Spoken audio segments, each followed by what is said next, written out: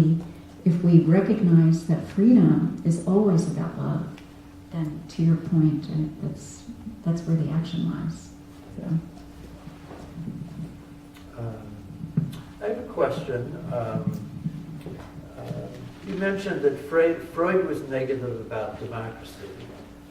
Why was that, and what's your reply to Freud? Well, I think he lost faith and maybe never had much faith. I mean, he was a bit of an elitist himself, right? So I think he came to question whether people wanted to overcome the dread of knowledge, of knowing their truth. And I think he became more pessimistic about that. And I think that he also, in the context of, World War,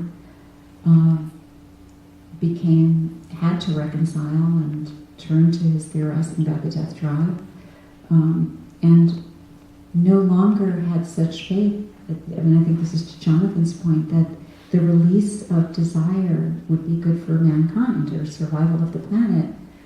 I think he lost faith in what I'm arguing here for in terms of the symbolic trait in desire. The possibilities for freedom if we dare to move beyond a belief in a kind of secondary repression, but actually instead of repression, a return to repression, a fundamental commitment to symbolic speech, to the symbolization of desire, to the flow of some symbols and symbolic life.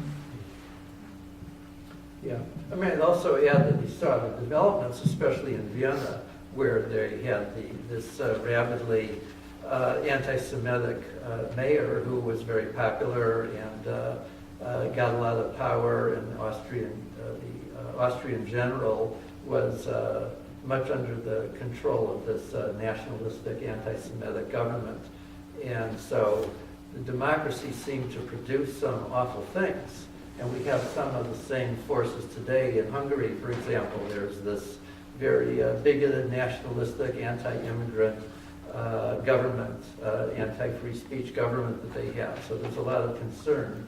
And I don't know really what the answer is, although there is this famous statement by Winston Churchill, which I paraphrase, where he said something like, there are tremendous problems with democracy.